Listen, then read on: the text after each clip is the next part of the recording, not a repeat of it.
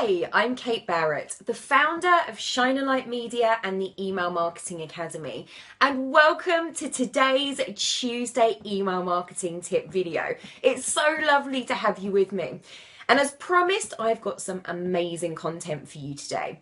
So last week we spoke all about segmentation, and I mentioned a little sneaky hint that today we were going to be talking all about dynamic content. So dynamic content really builds on the personalization aspect of your emails, and this is how you're going to get the best results. So this is really, really key information to be listening into today. So dynamic content allows you to build one email and send out different pieces of content depending on who the subscriber is. So last week when we discussed segmentation, we talked about sending out different content to different segments of your list dependent on their interests, their behavior, their demographic information. Now, dynamic content allows you to do this in just one email. So rather than having 10 different emails targeting your different segments for your newsletter, for example, you can take one piece of content and switch it in and out depending on who that recipient is. So let's break this down a little bit more. Let's take the newsletter as the example. So let's say in your newsletter you have a space for 4 different articles that you want to share with people in that newsletter. Now, those articles on what interests different segments of your subscribers will be different depending on their interests, who they are, but you will have sets of subscribers with those similar interests. So you use dynamic content in your email, in the newsletter, in this example, to change out that content automatically in that one email. You're not building 10 emails, you're building one email with content that can switch out. So for example, the first 2 articles that you're displaying in your newsletter, they're standard, you want them to be sent out to everybody. The introduction in your newsletter is standard, you want that to be sent out to everybody. But the final 2 articles, you want those to change depending on who the subscriber is that is receiving that email. So let's break this down into really, really simple. So if you have male and female, let's use that as our segments. You may want to deliver 2 different articles to the male audience in your list than you would to the female audience in your list. Or if you're a consultant and you have different interest areas, so let's say you're a marketing consultant, those final 2 articles, somebody who's interested in SEO, those articles might be focused on SEO. Somebody who's interested in email marketing specifically, those 2 articles might be focused on email marketing. But they're going to switch out automatically. So this is a piece of technology that most email service providers have. Now, not all of them are going to have it. Some of the lower level systems won't have this functionality.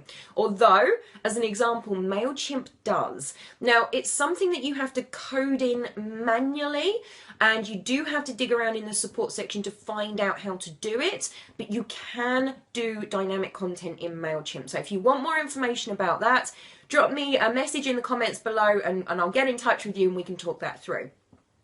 But just to let you know, most ESPs should have that functionality. So it's about finding out what that functionality is for your individual email service provider, because there are thousands out there who will implement it in a slightly different way depending on the system. So look into it for your system and how it works for you.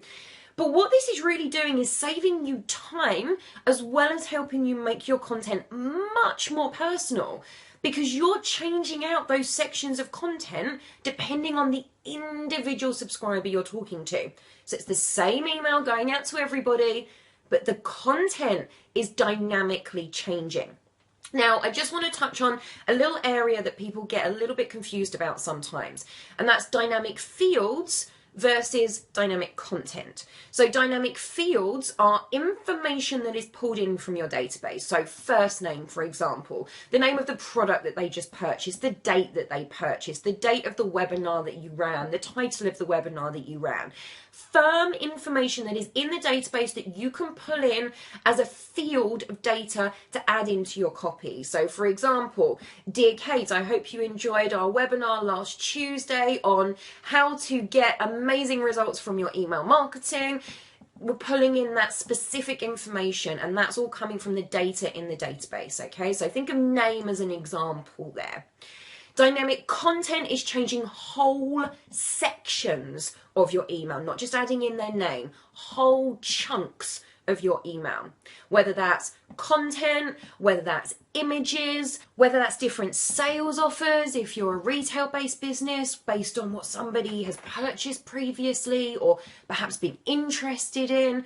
You can really start to break your email content down and deliver what is relevant to each individual subscriber. And that's where you're going to really start to see your results increasing. So this is a great technique, a great tool within your email service provider that you can use to get really personal without building 100 different emails to satisfy all your segments. You're using that dynamic content to make your life easier, save you time, but get that relevancy in place. So one example of how you can do this is, and this is a little bit more of an advanced example, so you may not be there yet, you may not be ready to use this, but I just want to give it to you as an example.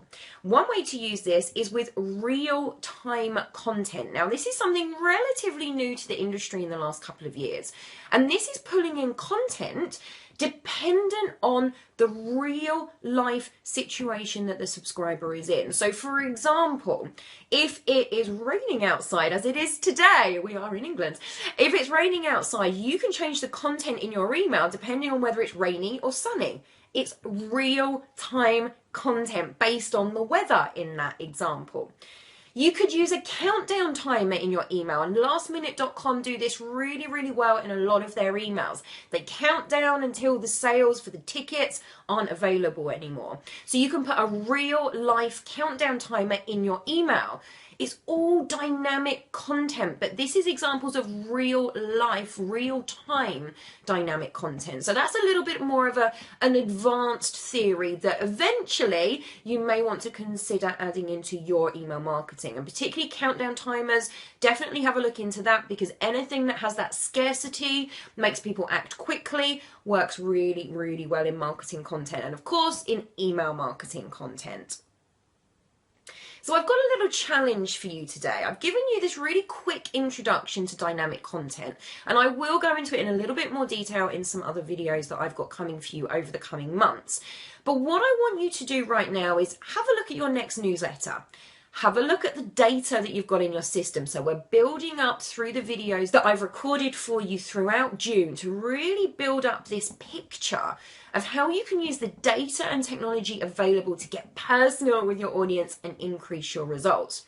So take that data, look at how you can segment your data, and then look at how you can use that in your next email. So let's take your newsletter as an example. The next newsletter that you send out, can you use dynamic content within your email service provider to automatically switch a piece of content or an image depending on that subscriber?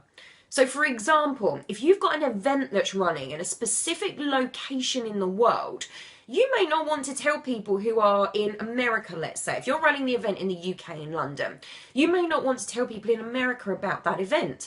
You could use dynamic content to only show that information as part of your newsletter if people are in the correct area to come and visit you at that live event. But again, don't forget, you have to have that, in this case, geographic data in your database to know who is in the right location to serve that content to them. So this is a little bit more of an advanced topic, and I don't want to confuse you too much with it, but I do want to introduce you to it and let you know that the technology available in email marketing will make your life easier.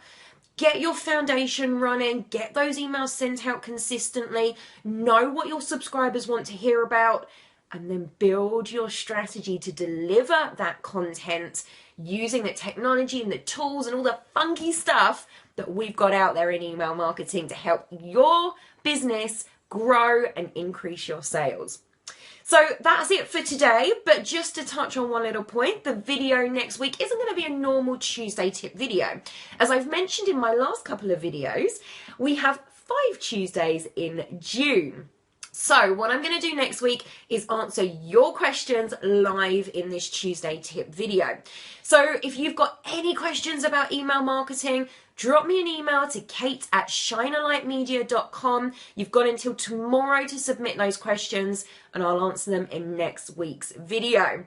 So until then, have a lovely rest of the week and I will see you next week.